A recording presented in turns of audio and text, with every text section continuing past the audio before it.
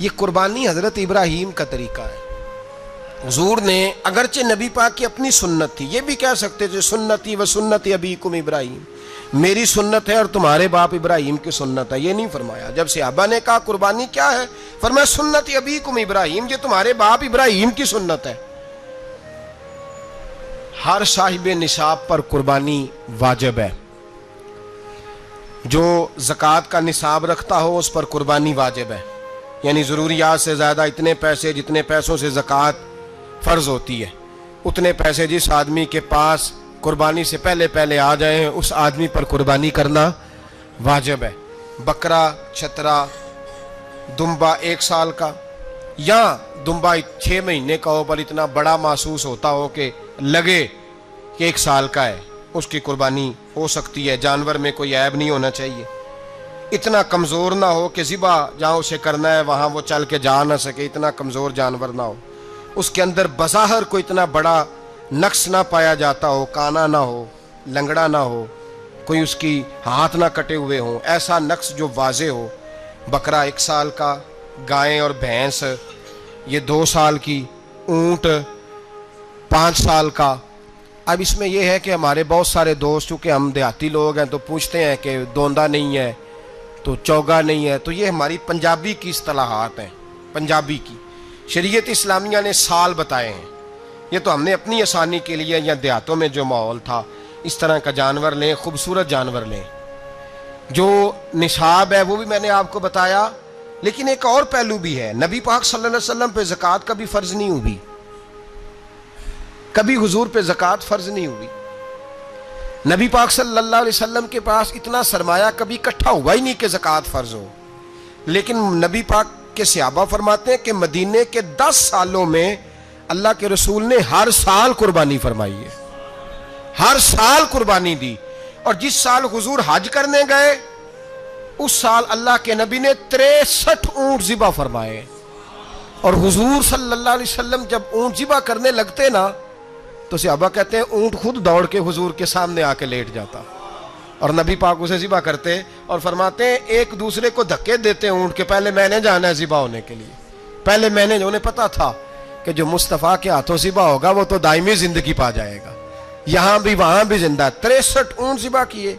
एक ऊंट में कितनी कुर्बानियाँ होती हैं? 7। अब 63 को 7 से ज़रब दोगे तो कितनी बनेगी?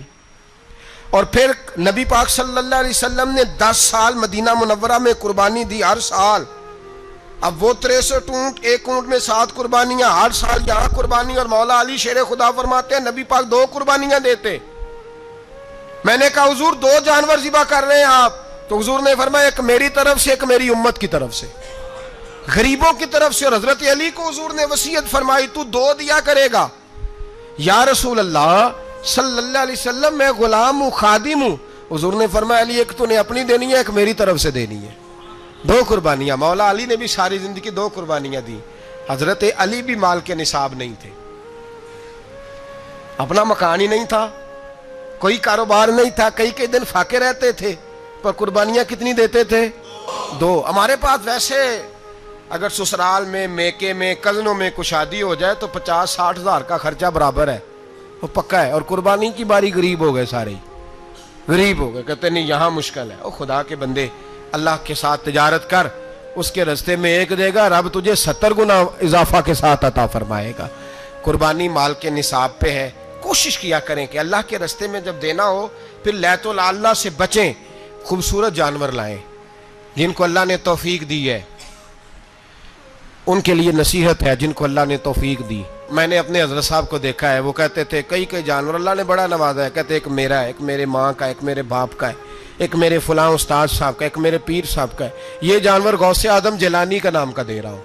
और फिर एक बड़ा खूबसूरत जानवर बंधा होता और हजरत खुद उनको चारा डाल रहे होते। तो हुजूर ये क्या है? फरमाने लगे ये मैं रसूलुल्लाह के नाम पे कुर्बान करूँगा, ये नबी पाक के नाम पर कुर्बान किया जाएगा।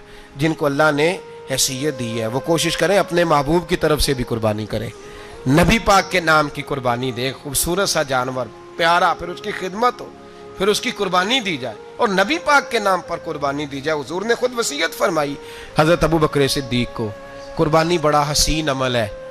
और मेरे नबी पाक सल्लल्लाहु अलैहि वसल्लम ने नाराज़गी भी फरमाई, जरा खूगर हमद से थोड़ा सा गिला भी सुन ले। मेरे हबीब ने फरमाया जो ताकत के बावजूद कुर्बानी ना करे वो हमारी ईदगाह में ईद की नमाज पढ़ने ना आए, वो ना आए। और या रसूलल्लाह जो करेगा, फरमाया कुर्बानी के जानवर का खून का कतरा बाद में जमीन पे गिरेगा, अल्लाह उसके सारे गुनाह पहले माफ फरमा देगा, अल्लाह उसके सारे गुनाहों को बख्शेगा। कुर्बानी करें, खूबसूरत अंदाज में करें, अल्लाह की रजा के लिए। बुजुर्गों ने लिखा है 3 हिस्से करो गोश्त के, एक घर में रखो, एक रिश्तेदारों में बांटो, पड़ोसियों में बांटो, और तीसरा फकत गरीबों को दो। लेकिन मैं अक्सर ये सोचता हूँ कि हमारे यहाँ कुर्बानी करता ही वो है जिनके घर में हर जुमेरात को छोटा गोश्त पकता है, और जिनके घर में हफ्ते में 3 दफ़ा मुर्गी का गोश्त पकता है, वही तो कुर्बानी देने के काबिल होते हैं। तो वो भी अगर कुर्बानी के बकरे में से भी तीसरा रखना चाहें तो इजाज़त तो है, मैंने कहा सारा रखने की भी इजाज़त है। लेकिन अगर आप मेहरबानी करें, कोशिश करें कि यार हम तो सारा साल ही खाते हैं, और हमारे यहाँ जो गोश्त तकसीम होता है ना वो भी बारी लगी हुई है, उधर से प्लेट आई थी गोश्त की तो इधर से भर के चली गई। भाई उसने की है, उसको बार बार गोश्त देने का क्या मतलब है? आप ये देखें अजीज़ों में, रिश्तेदारों में, और मैं अगर थोड़ा सा आपकी तवज्जो कराने में कामयाब हो जाऊं तो सफ़ेद पोश लोगों को देखें। कुछ सफ़ेद पोश हैं, सफ़ेद पोश जिनके ऊपर कर्जे हैं, बीमारियों ने जकड़ लिया है, घर में बड़े बड़े सख्त मरीज आ गए हैं, सफ़ेद पोश पहले दिया करते थे। आप उनसे पूछते हैं साहब कुर्बानी, तो बात को टालते हैं, वो कहते हैं सोच रहा हूँ कोई हिस्सा उस्सा डाल जाए, पर्दा पोशी करते हैं, कहते हैं कहीं हिस्सा रखा हुआ है, पर्दा पोश। अक्सर वो लोग कुर्बानी नहीं दे पाते, अक्सर दिया करते थे अब नहीं दे पा रहे। क्यों? इसलिए कि मुश्किलात ऐसी आ गई। उन लोगों का ख्याल करें, उनके घरों तक गोश्त पहुँचा के आएँ, उन पर तवज्जो करें। वो सफ़ेद पोश आदमी कभी जिक्र नहीं करेगा। कुछ तो ऐसे हैं जो खुद पहुंच जाते हैं कि हमें गोश्त दिया जाए, लेकिन कुछ सफ़ेद पोश हैं, ला यसअलून अन्नास इल्हाफा। अल्लाह फरमाते कुछ लोग लिपट लिपट के सवाल नहीं करते, सफ़ेद पोशी का भरम रखते हैं, का मिजाज नहीं। उनकी तरफ देखें, अपने रिश्तेदारों को देखें, खास कर उन रिश्तेदारों को देखें जिनका आपको पता है कि गरीब हैं, मजबूर हैं, उनके घरों में गोश्त भेजें। गरीब बेटियों, गरीब बहनों का ख्याल करें, उस तरफ मुतवज्जे हों, उनके साथ उसने सलूक करें। सहाबा ने कुर्बानी के बारे में हुजूर से पूछा, मा हाज़िहिल अदहिया, या रसूल अल्लाह सल्लल्लाहु अलैहि वसल्लम ये कुर्बानी क्या है? तो फरमाया सुन्नत अबीकुम इब्राहीम, ये तुम्हारे बाप हज़रत इब्राहीम का तरीका है, ये तुम्हारे बाप हज़रत, हालांकि कुर्बानी नबी पाक सल्लल्लाहु अलैहि वसल्लम का भी तरीका है, लेकिन फरमाया तुम्हारे बाप हज़रत इब्राहीम, हज़रत इब्राहीम के जिक्र को बाकी रखा। अल्लाहुम्मा सल्लि अला मुहम्मदिन व अला आलि मुहम्मदिन कमा सल्लैता अला इब्राहीम व अला आलि इब्राहीम, उनके तज़किरे को बाकी रखा। दीन के हुक्म हो गया इब्राहीम इलाका छोड़ दो। हज़रत इब्राहीम अलैहिस्सलाम वहाँ से निकल के मिस्र आए, चचा के पास ठहरे, उन्होंने अपनी बेटी जनाबे सारा का निकाह कर दिया। कुछ आगे बढ़े तो एक जालिम बादशाह से टकराए, उसने एक शहजादी, एक बादशाह की बेटी कैद की हुई थी, जनाबे हाजरा नाम था, उनको कैद से छुड़ा के साथ लाए। हजरत लूत अलैहिस्सलाम भी साथ। ये 4 लोगों का काफिला चला, फलस्तीन में जाके पड़ाव डाला, घर बार छोड़ा, तबलीग शुरू हुई। हजरत इब्राहीम के घर में 2 खवातीन हैं, एक आपकी बीवी हैं, एक हजरत हाजरा है, औलाद कोई नहीं। हजरत इब्राहीम ने एक बच्चा रोते हुए देखा तो आंखों में आंसू आए, कहने लगे रब्बी हबली मिनस सालिहीन, या अल्लाह मुझे भी नेक औलाद अता कर दे। हजरत सारा ने सुन लिया, कहने लगी इब्राहीम शायद मेरे बतन से तो आपको नसीब नहीं, हाजरा से निकाह कर लो। नाबे हाजरा से निकाह हुआ। अल्लाह तो बड़ा बेनियाज है, रब करीम ने हजरत इस्माइल जैसा खूबसूरत बेटा अता फरमाया। बेटा काला स्याह भी हो तो सीने की ठंडक होता है, पर यह तो वो बेटा है जिसकी पेशानी में नूरे मुहम्मदी चमकता है सल्लल्लाहु अलैहि वसल्लम। हजरत सैयदना इस्माइल इतने खूबसूरत। अब जिस बीवी के यहाँ बेटा था, बैठना उठना भी ज्यादा उसके पास, आना जाना भी उसके पास, तवज्जो उधर हो गई। जनाबे सारा रश्क करने लगी। एक दिन कहने लगी इसे छोड़ आ जंगल में, बाद ये गैर ज़ीज़र इन मक्के के पास। हजरत सैयदना इब्राहीम अलैहिस्सलाम 2 किलो खजूरें 1 मिश्कीज़ा पानी का दे करके और वहां बिठाया आपने अपने बच्चे को और अपनी ज़ौजा जनाबे हाजरा को, और बिठा करके ये वापस पलटने लगे तो हजरत हाजरा सलामुल्लाह अलैहा ने आवाज़ दी, कहा इब्राहिम किसके सहारे पे छोड़ के जा रहे हो? जहां आबे जमजम का कुआं है ना, जो लोग गए हैं जिन्होंने सफ़ा मरवा की सही की है, सफ़ा मरवा से बाहर निकले ना, सरकार की विलादत का मकाम है, उस जगह पे आबे जमजम का कुआं था। वहां हजरत सैयदना हाजरा को बिठाया, कोई चीज नहीं, कोई दरख्त नहीं, कोई खेत नहीं, कोई पानी नहीं, कोई कुआं नहीं, वहां बिठाया और बिठा करके निकलने लगे तो जनाब हाजरा फरमाने लगी, इब्राहिम किसके सहारे पे छोड़ के जा रहे हो? कहने लगी अल्लाह के सहारे पे। तो पाकबाज बीबी ने एक लफ्ज पूछा, कहा इब्राहिम ये मेरे रब का हुक्म है, ये मेरे, बस जिनका अकीदा तौहीद मजबूत हो उनके लिए एक जुमला काफी होता है, ये मेरे अल्लाह का हुक्म है। तो जनाब इब्राहिम अलैहिस्सलाम फरमाने लगे, हाजरा हाँ रब का हुक्म है। जब ये लफ्ज कहे तो चाहिए था ना हजरत इब्राहिम तसल्ली देते, तो बीबी साहबा तसल्ली देने लगी, अर्ज करने लगी, इब्राहिम अगर अल्लाह का हुक्म है तो फिर आप हमारी फिक्र ना करना, अगर ये रब का हुक्म है तो फिर हमारी फिक्र ना करना, जिस रब ने हमें यहां तक पहुंचाया है वो हमें कभी भी जाया नहीं फरमाएगा, फिर फिक्र ना करना। हजरत इब्राहिम आ गए, बात आपने सुनी हुई है, इशारा करना मकसूद है। 13 साल में चले मान भी लिया जाए बाज रिवायात की रोशनी में कि आते जाते भी रहे, लेकिन मुकम्मल देखभाल अपने बच्चे की परवरिश में पूरा हजरत इब्राहिम अलैहिस्सलाम का किरदार, सारा किरदार माँ का था। फलम्मा बालगा माँ हुसा, या बेटा जब इतना बड़ा हुआ कि साथ चलने लगा, तो हजरत इब्राहिम ने अपने बेटे को बुला के कहा, बेटा मुझे ख्वाब आई है, मैं तुझे ज़िबा कर रहा हूँ, तेरी क्या रजा है? तो हजरत इस्माइल कहने लगे, या अबा तिफ अलमा तो उमर, अब्बा जी अल्लाह जैसे हुक्म देता है मेरे साथ वैसे ही करें, जैसे अल्लाह हुक्म देता है वैसे ही, बोलिए, वैसे ही करें। हजरत हाजरा को कहा कि एक दोस्त ने दावत की है तो वहां जा रहे हैं, बीबी मुतमईन है, तफसीलात की जरूरत नहीं, खत्म बात, एतबार है, मुतमईन हो गई। शैतान पीछे से आया अम्मा के पास, जरा थोड़ी देर के लिए तसव्वुर जमाइए, यहां तो पड़ोसन आके को बात बता देती है खावंद के बारे में, तो कई महीने झगड़ा जारी रहता है, पड़ोसन मल्लेदार। शैतान ने आके बताया लफ्ज क्या है? कहा हाजरा तुम्हें पता है कहां जा रहे हैं? कहा दोस्त की दावत में। तो कहने लगे दोस्त कौन है? रब करीम। और इब्राहिम का ख्याल है कि उस रब ने मुझे हुक्म दिया है कि मैं ज़िबा करूं। तो हजरत हाजरा कहने लगी कभी बाप भी बेटे ज़िबा करते हैं? शैतान कहने लगा उनका ख्याल है कि उनके रब ने हुक्म दिया है। तो जनाब हाजरा फरमाने लगी अगर रब ने हुक्म दिया तो फिर तू मुझे शैतान लगता है, तू मुझे शैतान लगता है। का क्या मतलब? फरमाने लगी अगर रब करीम का हुक्म है तो मेरे पास एक इस्माइल है, अगर 1000 भी होते मैं सारे अल्लाह के रास्ते में पेश कर दे देती। मालिक का ही तो है सारा कुछ, उसी का है, इसमें लैतुल्ला अल्लाह की क्या गुंजाइश। हजरत सैयदना इब्राहिम अलैहिस्सलाम ने बेटे के हलक पे छुरी रख भी दी और छुरी चला भी दी, रख भी दी, और वो तो अल्लाह करीम ने फरमाया या इब्राहिम कद सदक़्ता रुया, इब्राहिम तूने ख्वाब सच्चा कर दिखाया, वो क़यामत तक तेरा नाम रहेगा। हजरत इब्राहिम ने वतन भी दिया, जान भी दी, बेटा भी, अल्लाह करीम ने दुम्बे दिए, फरमाया ये फिदिया है। अब ये कुर्बानी क़यामत तक हजरत इब्राहिम के तरीके के मुताबिक जारी है।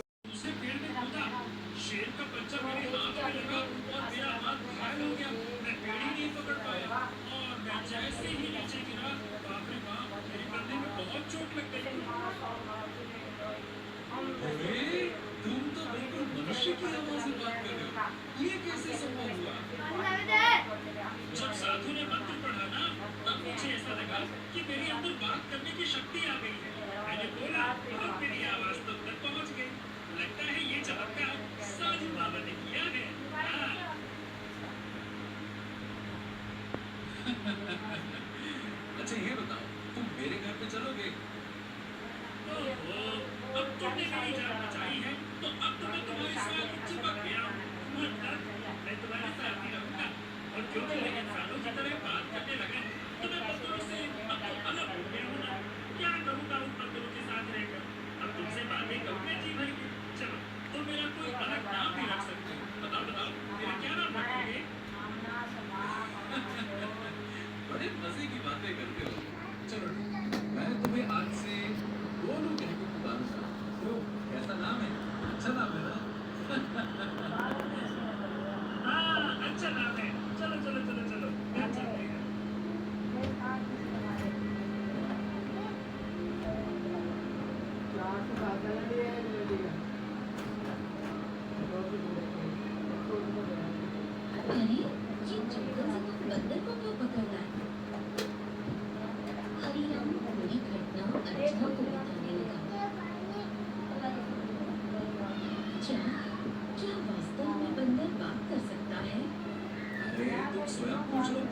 जाना मैं तुम्हारा मेरा नाम गोलू है। हरी राम ने मेरी जान बचाई है और अब मैं उसका साथी हूँ। साथी क्या, अब तो मैं तुम्हारे परिवार का हिस्सा हूँ। अर्चना आश्चर्य में पड़ गई। समय बीतने लगा। गोलू की मौजूदगी घर में नई जान ले आई थी। धीरे धीरे गोलू अर्चना के काम में हाथ बटाने लगा। गोलू अब हरिराम का सच्चा साथी बन चुका था। एक दिन गोलू हरिराम से बोला, हरी राम, अब मैं भी तुम्हारे साथ खेत में चलूंगा। क्या करूंगा घर पे बैठे बैठे? अरे गोलू, खेत का काम आसान नहीं है और मेहनत करनी है। क्या करोगे तुम आप? अरे क्या करूंगा क्या? मैं भी तो रोटी खाना बड़ा मजा आता है और क्या मुझे कम मेहनत नहीं समझाएगा? बस यही नहीं, गांव वालों ने तुम्हें बोल दिया ना, ना जाने क्या समझेंगे। बेटी ना ये पर यहाँ सारा बुलावा सुबह है दोबारा मैं सुबह लगे नहीं क्या बताओ? देखो गोलू, मैं तुम्हें तो जानता हूँ, हर कोई मेरे जैसा नहीं होता है। वही का सारा सारा देखा बात ओ करना ये तुम्हारे सुबह से गली में हूँ यही हूँ जब भी बात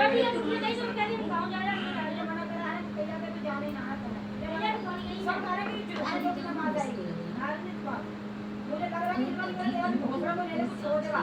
10 लाख का मैं माँ का देवर उठा कर ना यार के पीछे भगने की जैसे टाइम में हम जैसे निकल के कहीं गई है किसी से इन्हें कही कि मैं हम जैसे निकल कर लूंगी इसके बाद ओके अरे निकाल कर तो आ जाऊंगी मेरी अभी फिर बाद में जाएगी जब हमने शादी कर जब बाद में कुछ भी ना होगा वो ही हो जाएगा मेरा थोड़ी मैं कहीं नहीं है पूरी गाड़ी की लोन लिया था शादी शुदा गाड़ी की लोन लिया नहीं आज की मिट्टी में गाड़ी की लोन लिया शादी शुदा तो सही माँ है उन्होंने अपनी माँ का 10-15 लाख का देवर उठा कर काम वाली ले दिया जो उसकी पैसे मादर के बाद काम वाली काम वाली पैसे डाले दिए मैं तेरे भगा दूंगी तुझे ले जाऊंगी यहाँ से तुझे मारेंगे मार कर तो यूं हो लूंगी निकाल दिए सारा देवर माँ को उसे ले दिया आप कल हम जाके सारों जान लगे परसों तो बाजी ने शादी देवर को उठा के ला उठा के सुबह में जाते देखा तो देवर में इसमें एक सब हम सारे चोर इस टाइम देवर तो नहीं क्या बाजी मुझे पता लगा इस पैसे ने देवर पे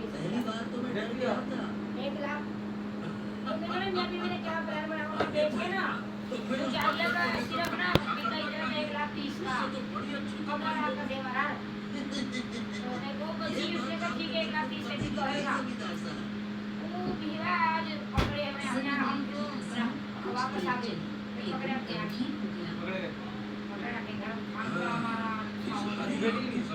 देखिए तो मैंने तो भाई बच्ची इसका क्या ही था काम वाली मारा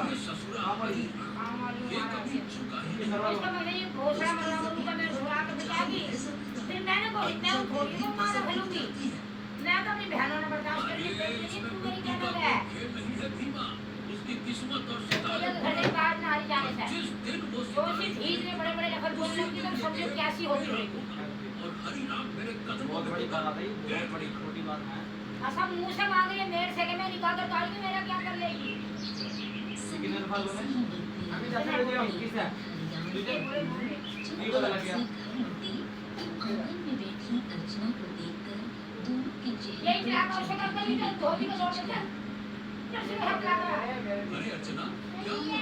ओ देख कैसे खांसी हुई? कम से कम का मेरे को देखा पार्टी बिस्कुट दे रहे आगे में तो दे से खांसी हो रही है।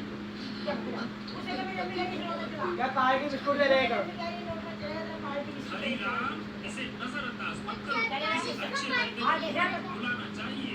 40 का पार्टी हरिराम ने देर न कभी करते लगे हुए कभी लगा ले वीडियो ओए दुकान कमरा लगा हम ले दूंगा अर्चना को ध्यान से देखा। मैं तुझे कुछ पूछ रही हूं अच्छा तू मेरे पे छोड़ गई ना लौटने जल्दी प्यार किसने लगाया किसी गाने में वाला कुछ खा खा गई अब से कोई झूठे खाए से साथ हो गया कोई ये तो हम जाके खा जा रहा है कोई काम कर तो जाएगी ना सके के साथ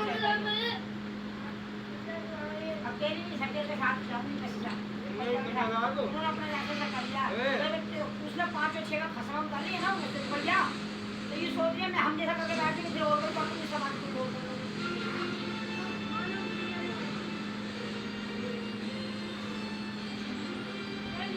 मेरी माँ का आस है मेरे अपने आगे से उठाने लेते थे मेरा अपना जो इंसान है तो सही मेरी अपनी मैं तो उसके टांगाई नहीं काम रहा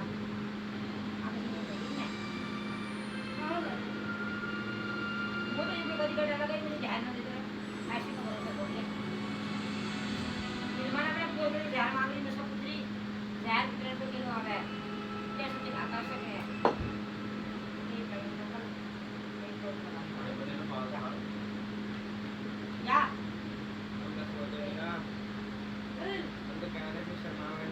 सही बात है मेरे भी साथ पहले से शर्मा रहा था तो पूरी मेरे तुझे बड़े दिन बाद मत ठोकी शायद वो जो थी वो बात गलती तो कह रही है मैं मां कल सुनाऊं वो सीधा देखी क्योंकि तू बेहतर जाने मेरे मेरे उत्तर मैं अपनी लाद में जानूं ये तो बता मैं बता रहा हूँ माँ बाप बेहतर बताओ अगले बंदे से ये देर कलर के मुझे अच्छा लगा जैसे भोसले की गद्दी जुबान करूं साहब अपनी कब्र में हाथ हाथ छुड़ाऊं सब तो अपनी कब्र में पीछे में आधा कर रही है सब कुछ ठीक है। ये ना बात आएगी पर मेरी बहनें मैं कितने लोगों को मिलती हूं उनसे काम नहीं कर रहा ठीक है अभी तुम्हारा चाय का वक्त हुआ है जिराफी मैं अच्छी हूं अगले काम वाले मेरी ना आ रहा मैं काम छोड़ सकूं ना मुझे भी पता है मैं कितना कर रहा है हम सब कर गए हैं सर सबका जगह हम होटल वीआई पे होटल में खाना खाए वीआई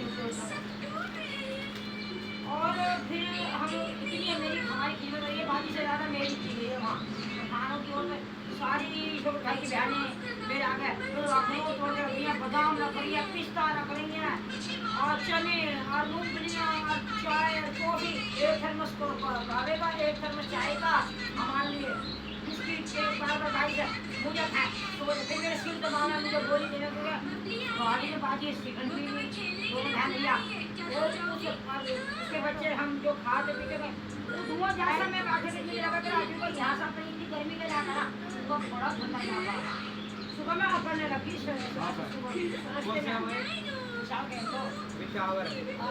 जाते तो इतना कर रोला पड़ता हम तो निरान जा रहे हैं सारे काम करेंगे और निरान क्या घर हम चोर पकड़ रखे हैं पीछे चोर पकड़ लिया बंद कर दिया उस लड़की अंदर जाके पानी बुला के हम तो गए हमारी अम्मी अकेले रोटी बना वो जाके खाने कर लिया सारे इकट्ठे कर दिया हमने पीछे जाने का घर तोड़ को सारे ये सारे खिलौने गंदे हो चुके हैं मैं इन्हें बाद में ठीक कर देती हूँ नहीं मेरे खिलौने पुराने हो चुके हैं प्लीज मुझे नए दिला दीजिए रिंकू देखो रिंकू कितना प्यारा है ये पेंगुइन की तरह चलता है प्लीज मुझे मत फेंको नहीं फिर ठीक है अब तुम अपने इन खिलौनों से खेलो शादी कर बोल रहे हो मैं अपनी अंदर शादी ना ऐसी हो जाना ठीक करती हूँ हमें निकाह मेरे को कर दे ना चलते रहिए किसी दे दीजिए तो सही पे सही है फिर तो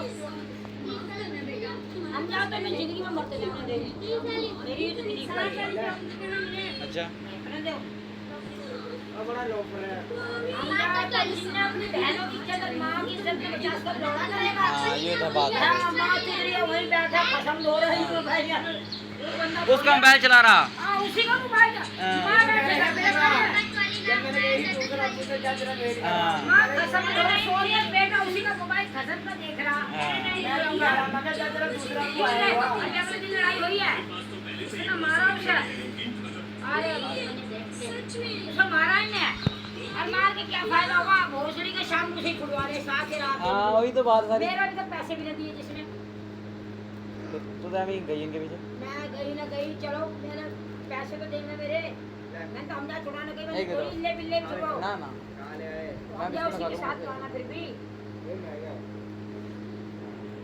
वीडियो किन बना लो ये वीडियो चाहिए ये वीडियो डाउनलोड करूंगा वीडियो डालनी है साहब बाबू वो चोर मिला ना पसंद नहीं से ऐसे कर रहा गान कटवा के दूसरे दिन घर आ रही हूँ मैं क्या उसकी बोरी में 2 कपड़े डाल के भी जाएगा बोरी में डालेगा वो कहा लल्ली वैसे भी पूरी है साहब अभी चोर ये किसी की सलवार चोरी कर लो किसी की कमीज चोरी कर लो किसी की कांट चोरी कर लो ये जिंदगी है पसंद ही पसंद आजकल हो ही ऐसी रही है जिसे देख लो पसंद की गांड ही कटवा रही है। मेरी बाजी की बेटी आमना इतनी पढ़ी लिखी और आए दिन खूब कुट रही होगा, आए दिन खूब ही कुटा दी चोरी। पसंद की बात है ना। दूसरी भी आमना लड़के लड़कियां पछता रहे हैं शादियां पसंद की कर करके। हाँ थोड़े दिन है फिर घर बैठ गए।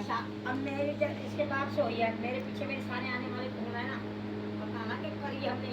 हाँ अगर आप मर्जी से गई होती तो फिर कोई ना अपनी मर्जी से गई ना अपनी भूखत। दिमाग के पीछे मेरा फटल जा गया ना। हाँ ऐसे ही। आप भूख भूख देवता का पक्की होगी, उड़ती जा रहा है। सोचो तो पसंद ऐसी होकर माँ बाप को ये नहीं बढ़ा ले मैं जो कंजर हो मैं। इसलिए कहो बेटियों में बेटा इज्जत से माँ बाप क्या कर देंगे ना फिर कुछ अच्छा ही करेंगे। मैं नारा में बोल रहा मैं क्या आगे तक दी है तूने दोबारा घर में बढ़ा दिए ना। कहना मैंने ना बढ़ाया, मेरे से आगे पहले बढ़ रहे ये। तो खाला खुद गलता क्यों बढ़ाया तुमने घर में? मम्मी दुनिया ही नानों में तके के पास घुमा खाने ना। तो जब भाई जब भगा सकी। आप खुल रहा हाँ ये बैठे थे ये बाहर के नहीं खाला बाद में भगा सकी, बाद में तो लग ना पता तो कहते हैं तुम निकलो बात बीबी। रही हो। एक बात का ना पता होगा फिर बात कर रहे हैं जब हर बात कहला मैं। दूसरे पेड़ में कूदा, शेर का बच्चा मेरे हाथ में लगा और मेरा हाथ घायल हो गया। मैं पेड़ ही नहीं पकड़ पाया और मैं जैसे ही नीचे गिरा, बाप रे बाप, मेरे कंधे में बहुत चोट लग गई। अरे, तुम तो बिल्कुल मनुष्य की आवाज में बात कर रहे हो। ये कैसे संभव हुआ? जब साधु ने मंत्र पढ़ा ना, तब मुझे ऐसा लगा कि मेरे अंदर बात करने की शक्ति आ गई।